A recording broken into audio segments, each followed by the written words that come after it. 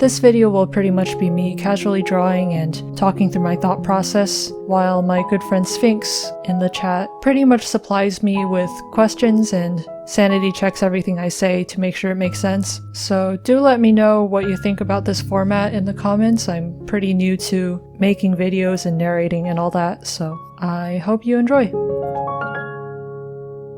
In the V3 Aftermath style, eyes are usually like a part toward the middle next to the tear duct, which I draw because I think eyes look a little bit more convincing with them. And then usually there's like this shape above that, and then it like curves around to the other point of the eye, and then sort of parallelogram shape that's like a bit more curvy on the bottom. We take that shape and we like modify it a bit more for characters.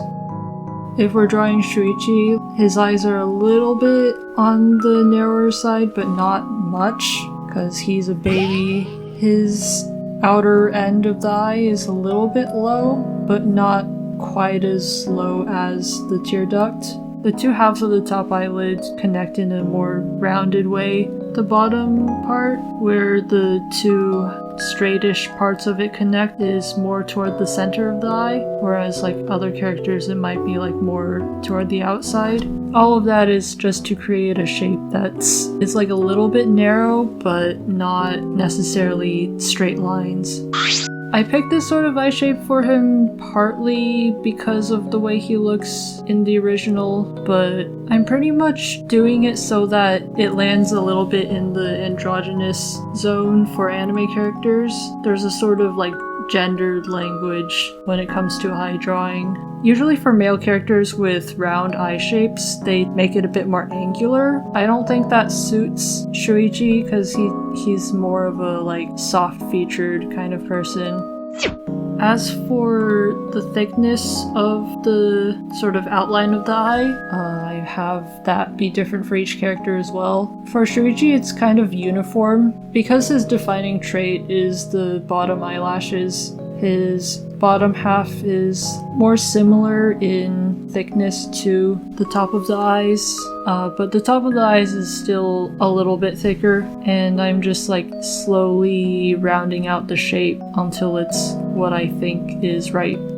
Sometimes people see this kind of eye outline and think of eyeshadow, but it's like a shorthand for having eyelashes. The way I determine how thick various parts of the eye outline are literally like eyelash distribution. The upper half always comes to like a point at the end here. There's always like a straight line coming out of the eye like that. That sort of represents the corner of your eye and how the skin like folds there. That's sort of represented by this like hard stop at the end of the eye. I usually connect it up with a bit of a taper down. The part that like comes in toward the tear duct is a little bit thinner, just because usually in like these sort of anime art styles, they tend to have like an eye shape, and then they sort of leave this part blank, or they like roughly gesture it and have like the iris do the rest of the work for defining where the eye ends. So this like bottom middle half of the eye is sort of just left up to the imagination, and when they're coloring they sort of like have this awkward end of the eye, like the skin is over here and the end of the eye is right there. And so in the V3 Aftermath art style, I'm sort of making it more explicit by outlining the entire rim of the eye. And now I'm looking at this eye shape and I'm like, it's a little bit too narrow. I want at least some of that roundness to be in here, so I'm gonna round it out a little bit with the eraser and sort of restore the thickness on the outside. Make the outer end of the eye a bit thicker. I'm not entirely sure why anime styles like to make the outside of the eye thicker. I don't know why, but I know that it looks pretty, so I think the tear duct is a big reason why people think my art looks like Persona art, because Persona art also does the tear duct thing. Persona is a pretty significant influence on my art in general, but I don't believe it to be an intentional resemblance here. I'm not actually trying to take elements of Persona art and put it in here.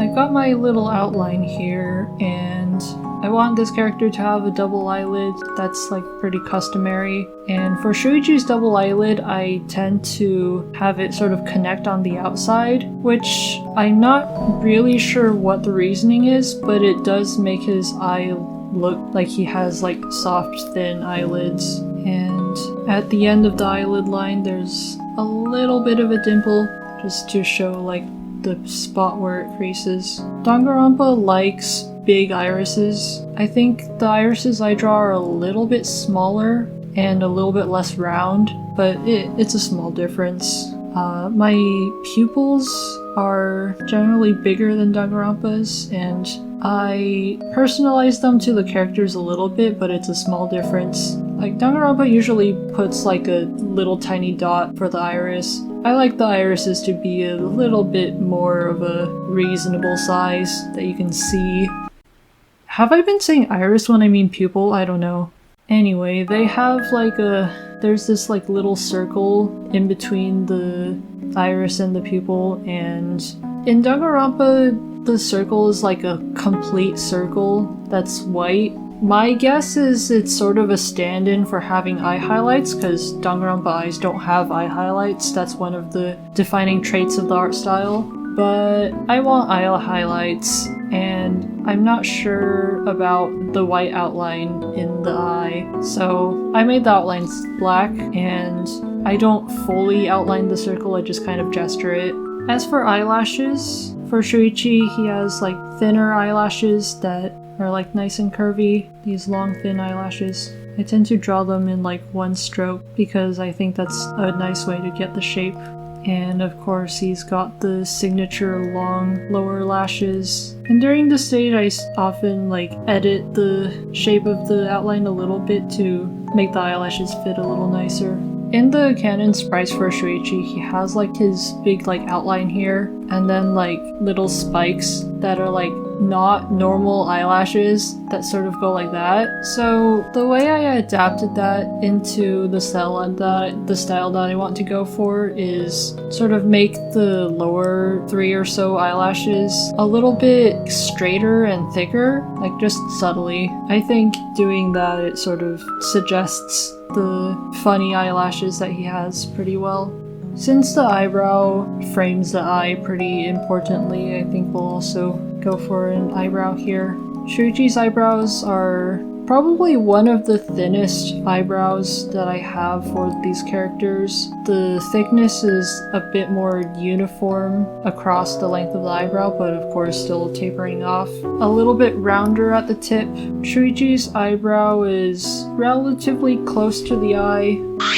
Male characters usually get a little bit of a lower eyebrow position, but this is not really the case for Danganronpa characters. Danganronpa art style basically puts the eyebrow like right next to the eye for all characters, but for like most anime art styles, the eyebrow is like low for everyone and a little bit lower for males. But the eyebrow position is a little bit higher for me.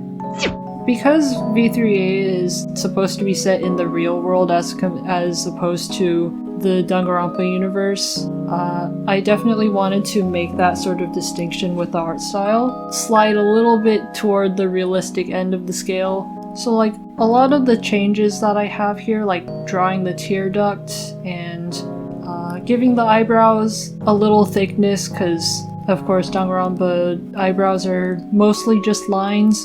They like have a little bit of thickness and coloring to them, but it's really hard to see. Like when you see them at like normal scale, they just look like lines. And like the way I do proportions and stuff, it's all to make it more leaning on the realistic side than the Danganronpa art style. Part of it is also that I've heard Forth talk about all the characters looking like small children, which is just a symptom of the art style, but I do think that's a bit of an oof. So, how do you know when an eye is done? I just kind of look at it and go like, do I like it? Is there anything about it that looks off? No? Okay, moving on. Sometimes I look back on it and I'm like, outside of the eye isn't thick enough or something. In this case, it's both not thick enough and not round enough. For Maki, I sort of have a thing where I do 2 of these little shapes here instead of 1. I think it makes it look a bit more like feathered out, which I think suits Maki's character. She's like a bit soft around the edges. I make it so that her eyes are bigger on the outside and smaller on the inside, so it forms a sort of like, I don't know how to describe this shape, like an avocado shape, like an eggplant shape. Western places don't have eggplants that are shaped like this, I think. I'm thinking of like the weird round eggplants that are on my like grandparents' farm. Maki's eyes are pretty round, so I have to like make them pretty tall. Her outer corner of the eye is pretty rounded out, so it's like a little bit hard to tell where exactly it ends. The lower half of her eye is pretty much as round as it makes sense for an eye to be, because she needs that sort of like almost glare that she just has all the time, because she looks a little bit intimidating all the time. So the bottom part of her eye would be wider than the top. And as for the thickness of the eye, I have like the outer parts go pretty thick and the inner part's not as thick. And that's just to sort of emphasize the bushiness that I'm going for her. But ultimately that's only part of the reason. The other half of the reason is that I need everyone's eyes to look different. I need them to look different because having characters look distinctive is important. They need to be quickly recognizable and memorable, and it gives more character to a work to have the characters look different from each other. Danganronpa is often criticized for having same face syndrome, and it kind of does a little, but what it really has is the details are too subtle syndrome. There are like defining differences between the Danganronpa characters' like faces and stuff if you look closely, but you have to look closely, and that's an issue. You can see that Maki's sort of like eye outline is thinner toward the middle than Shuichi's, and thicker toward the outside. I have this sort of pseudo rule in my head where it's like the law of conservation of eyelash mass, which doesn't make the most sense in the world, but I've been sort of giving each character a roughly similar total area of eye outline. I don't think I'm gonna follow that rule for every single character, but it's just a funny thing that goes on in my head. Maki has actually 2 different like double eyelid lines. There's one on the top that's not like connected to anything, and then there's one on sort of the outer edge.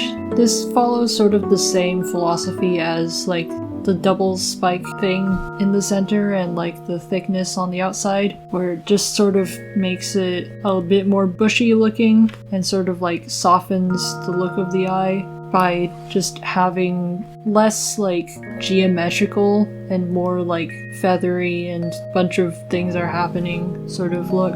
Because Maki's eye is so round, I have room for her to have the iris like not quite touch the bottom. Makes her look like she's glaring a little bit at all times. And I gave Maki cat pupils. They don't work exactly the same as cat pupils, because like a cat pupil would sort of be like this, but like a little tiny cat pupil. And same thing with the little outline in the middle of the iris. Maki does not canonically have cat pupil eyes. I just put that in because I thought it would suit her. Maki's a little bit cat-like. She's a tsundere, she's agile, she has the thing where she can zoom really fast. Like, she's sort of standoffish at all times, but she's like sweet on the inside. Yes, she has the zoomies. Her eyelashes, I didn't really try and differentiate her eyelashes from Shuichi's very much, except she doesn't have like the big bottom eyelashes. And of course fix the outline to sort of jive with the rest of the eyelashes a bit more. I sort of have the length of the eyelashes reflect the thickness of the eye outline, because the eye outline is sort of representative of the eyelashes, so it just makes sense. And in terms of eyebrow, I have Maki's sort of also be thin, but have a little bit more thickness towards the end and a little bit more shape, and it tapers off toward the outside. Because Maki is a little bit of a sharper individual than Shuichi is. Her eyebrow stores a little bit more ferocity, and her eyebrow tends to point like downward toward the more like angry eyebrow position a little bit more by default. Just in general a little bit more ferocious. Unfortunately, her eyebrow is a little bit covered by her hair in her sprites, so these little details kind of get glossed over. She has dark hair, her eyebrows barely show. And then Himiko's a little bit of a special cookie. Her look is always a little tired, a little cranky, a little droopy. Her like outer eye corner is a good deal lower than the other two characters compared to the tear duct. It's a little bit difficult to make Himiko's eyes look good because they kind of step outside of the norm of shaping anime eyes. She also has the two eye spikes. Unlike Maki, this one has a bit more of a practical reason. I made the bigger part of her top eyelid more flat and very thick. It kind of needs the two spikes to bridge the gap between the two halves of the top eyelid. The transition between the thick part and the little part down here is also more abrupt. And when her eye closes, I sort of just move the whole thick part like down and not smooth it over as much. And the bottom part of her eye is just kind of round. The part where the two halves sort of join is a bit more toward the outside and pretty low down. It gives her eye this sort of droopy look. Because Himiko physically looks a bit more like a small child, her eyes are a little more on the round side, but not quite as round as Maki's. In terms of inspiration for my art style, obviously persona, like I said, is a big thing. I don't entirely subscribe to the persona art style, but I do take some hints from it. I think when I watched Death Note, I was sort of introduced to the idea of anime art styles being a little bit more realistic, and that was the direction that I wanted to take it in. That was like pretty much at the beginning of my journey into understanding all of the anime stuff. The rest of it is more so me looking at the way people work and deriving from that. What do I admire in other people's artwork? I like when everything is intentional, when they make intentional decisions in their art and it looks good when they do it. A lot of the time, artists, especially self-taught artists, which in terms of like drawing these kinds of things, I am self-taught, so I'm not saying self-taught is bad or anything, but a lot of like especially younger self-taught artists have a tendency to get stuck in a specific way of drawing, and it limits their options in terms of like expression and all that. So I like to see other artists have the capability of not getting stuck and being able to do whatever they want within their art style. So having their art style be a little bit flexible. Like having same face syndrome I think is a symptom of getting stuck and not putting as much thought into the details, I think is another thing that's pretty common. I know that details are not everything in terms of art. Like the big picture is definitely the most important part, but sometimes details are a little too neglected. And of course my art style is on the pretty extreme end in terms of detail orientation. Like I do not put enough thought into the big picture in terms of art, and I do want to work on that, especially in terms of like me just winging anatomy and not really following like the musculature and stuff, but rather just doing my like simplified intuition of how the body works, and like barely sketching. Like all of these are symptoms of me being too detail-brained and not enough big-picture brained. I think most artists are sort of the other way around, where they're not so used to thinking of the tiny details. Okay, that took a while because Himiko's eyes are just harder to draw for me. In terms of the double eyelid, I gave her more like thick double eyelids. I want her face to look a little like rubbery and thick in all aspects. It's sort of to represent her being a little rough around the edges in terms of like expressing herself and her feelings and not understanding that much. Her iris is definitely on the bigger side, sort of looking more upward, like Maki, but not for the same reasons. Partly because she's short, partly because she needs to look like a little tired all the time. Her iris fills up most of the eye, mostly because of the looking like a child thing. And she's got a normal pupil. I'm a little bit tempted to make her pupil a little bigger, but I don't want her to look like she's high, because like she already kind of looks like she's high a little bit, so I need to limit myself on how big I make her pupil. And for her eyelashes, I make them a little bit more on the short and thick side. They're more like little triangles than those like big thin gestures for the other ones. Sort of lean into the pen pressure a little bit more. She kind of looks like a sort of doe-eyed with her big thick eyelashes. And I gave her a thick eyebrow, and in V3 she does not have a thick eyebrow, but I just think it suits her and the rest of her like thick rubbery look. Both ends of her eyebrows are kind of round. Normally thick eyebrows are like they have a more well-defined shape, but Himiko seems like she would have caterpillar eyebrows.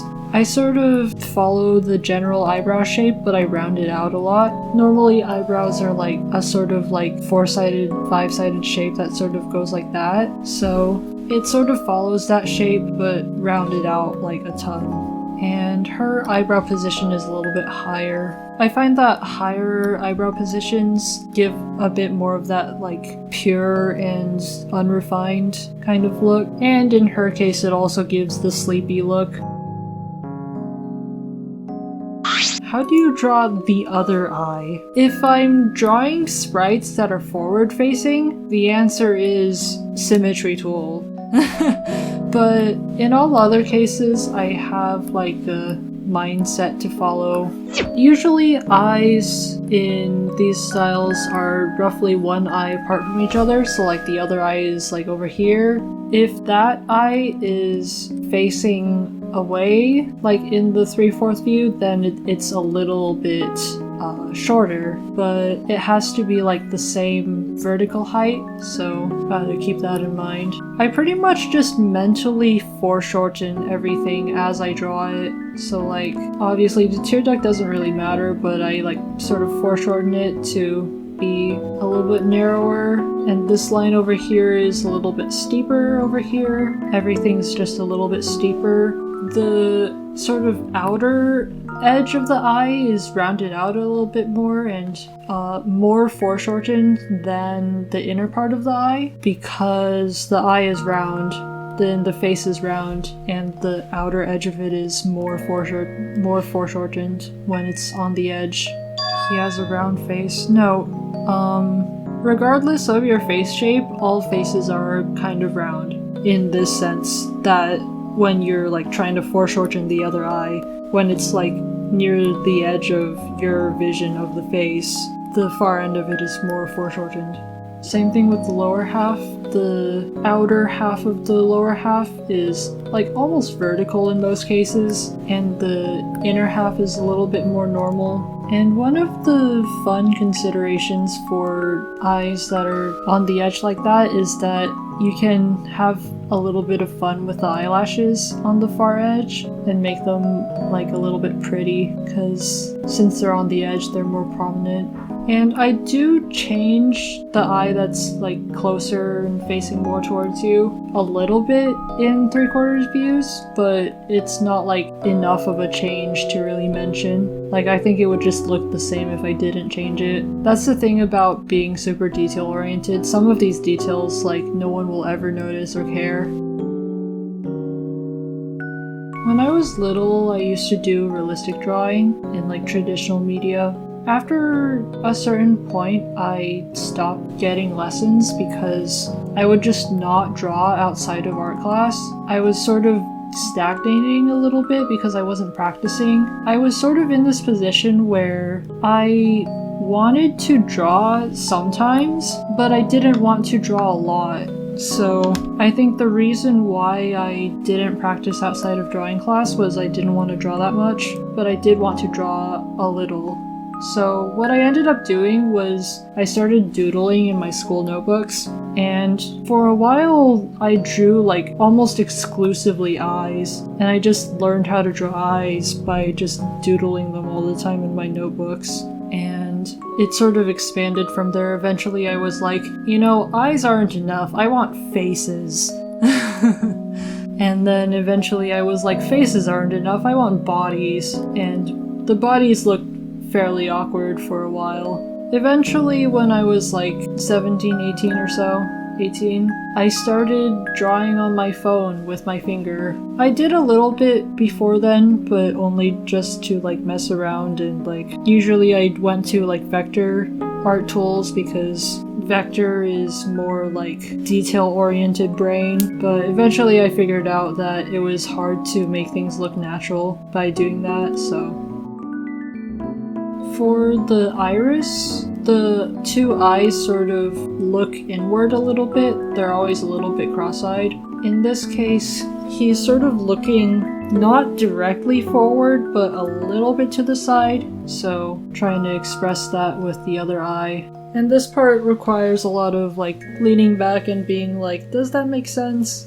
I think I actually made this eye a little bit too tall, which is usually the inverse of what happens. I'm gonna fix that. Usually I tend to make this other eye not tall enough. As for the pupil placement, I actually tend to make the further eye have the pupil a little bit more toward the center, which is something I picked up many years ago from... Do you remember Rosita on Scratch? Yeah, I actually picked that up from her, and I don't entirely know what the reasoning is for this, but it looks right. It just looks right, and I've never been able to figure out exactly why it looks right, but yeah. It does make the sort of Danganronpa iris circle a little bit difficult, but I tend to like make it follow the outside of the iris more than the pupil. The eyelashes always point outwards on the further eye, which on the closer eye is not always the case. And while I do use the symmetry tool sometimes for the eyes, I don't for the eyelashes, with some exceptions, because like on some characters like they have like heavy eye makeup or something, and I want them to look like really artificial, and I give them the symmetrical eyelashes. It's a pretty subtle difference, but there's a difference. And because the eyebrow is a little bit more forward than the eye, the further eyebrow tends to, the sort of like inner part of it goes a little bit more over the eye rather than like in front of the eye. Just because like when you've got a shape where like this part is more forward than this part, it makes everything move more toward the further direction. The more pronounced a character's like brow is, the more of a difference this is.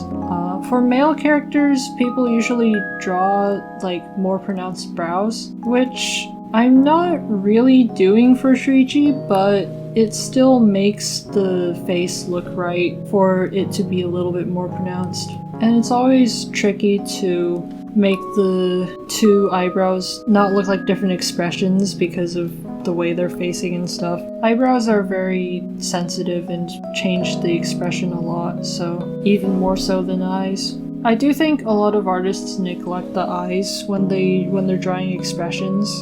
Like the shape of the eye will tell you a lot about the expression. You've probably heard of like smiling with your eyes and without your eyes.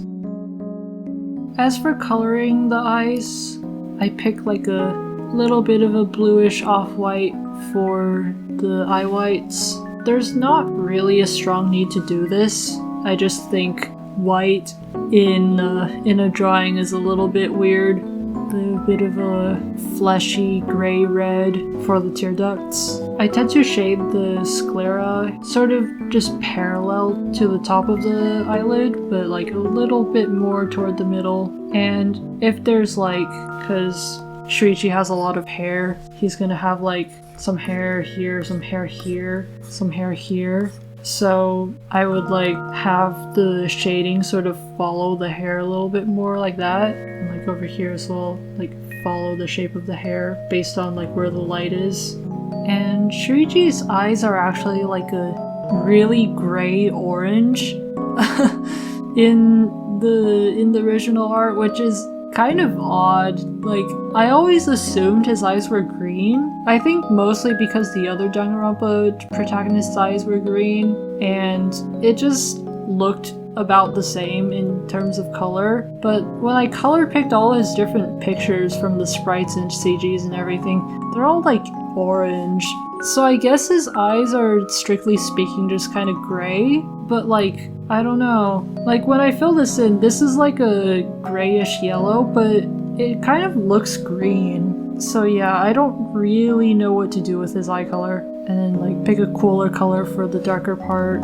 I tend to shade the iris a little bit lower than the sclera and round it out a bit toward the sides so that it's sort of hugs the sides of the iris. I'm going pretty like conservative on the eye highlights, partly because original Danganronpa doesn't have any eye highlights, and partly because in real life people don't have quite as many eye highlights as in anime, so I thought it would fit tone-wise for the eye highlights to be pretty sparing. And I tend to base the position of them more on the relative position of like the entire eye rather than just the iris. Usually in anime, like you've got your eye and you've got your iris, and you place the eye highlight for one eye like here, and then when you draw the other eye, you place it here again because it's like the same position relative to the iris. But I tend to place it like here because it's like the same position relative to the entire eye.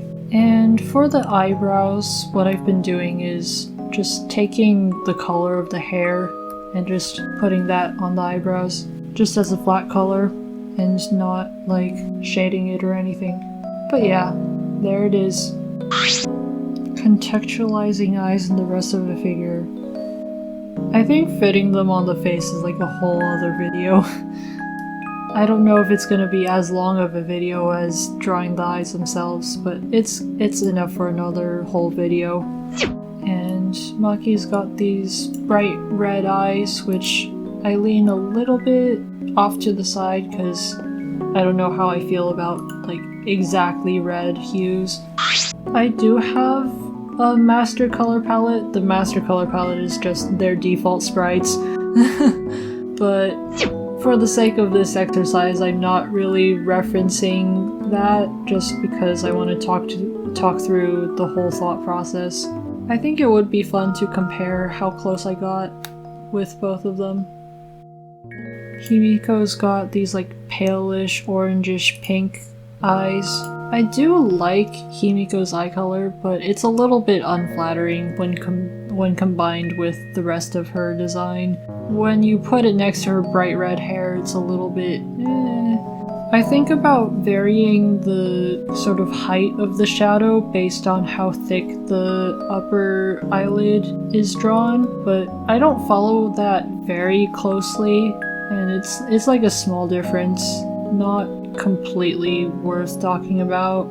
I've been giving Maki highlights that are a little bit bigger and a little bit more centered and pronounced, just because a little bit more of a bright-eyed kind of character. Not bright-eyed in terms of like innocent or whatever, but in terms of like her eyes are literally bright.